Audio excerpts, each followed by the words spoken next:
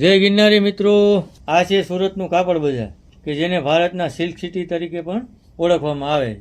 આમ તો 16 થી 18મી સદી દરમિયાન સુરત કપાસ, રેશમ અને સોના ચાંદીના વેપાર માટે જાણીતું હતું અને અહીં તાપી નદીના કિનારે યુરોપ, મધ્ય પૂર્વના દેશો અને આફ્રિકા સાથે મોટા પાયે વ્યાપારિક જોડાણ ધરાવતું હતું. સુરત શહેર મૂળ પરંપરાગત હાથ વણાટથી બનાવેલ રેશમ અને બારીક મસલિન કાપડ માટે પ્રખ્યાત હતું, પણ સ્વતંત્રતા પછી ઔદ્યોગિક પરિવર્તન આવ્યું, જેમાં વીવર્સો જાપાની ટેકનોલોજીના ઉપયોગથી પાવર લૂમ્સ તરફ વળ્યા.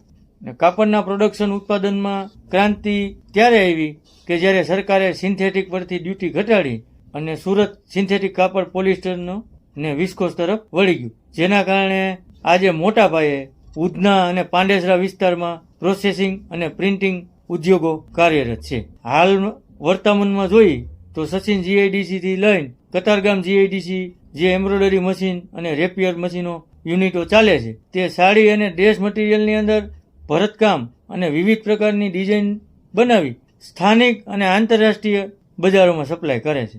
અને આમ જોઈએ તો સુરત સિલ્ક સાડી અને ગાર્મેન્ટના ફેન્સી મટીરિયલનું હબ તો ગણાય જ છે, સાથે છેલ્લા 10 વર્ષથી રેડીમેડ ગાર્મેન્ટ તરફ પણ આગળ વધી રહ્યું છે. આ જોતા એવું લાગે છે કે ટૂંક સમયમાં રેડી ગાર્મેન્ટ માટે સુરત હબ બની જાય. અને મુખ્ય બજારની વાત કરીએ તો સાડી માટે રિંગ રોડ, જે textile market, Radha Krishna textile market જેવી અનેક ટેક્સટાઇલ માર્કેટો રિંગ રોડ ઉપર આવેલી છે.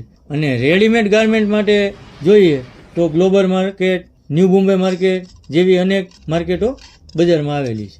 મુખ્ય પરિબળોની વાત કરીએ તો રાજસ્થાન, કોલકાતા અને ઓડિશા, બિહાર અને યુપી સહિતના ભારતના અન્ય ભાગોના ઉદ્યોગ સાહસિકો અને કામદારોએ આ ઉદ્યોગને સારો એવો વેગ આપ્યો છે.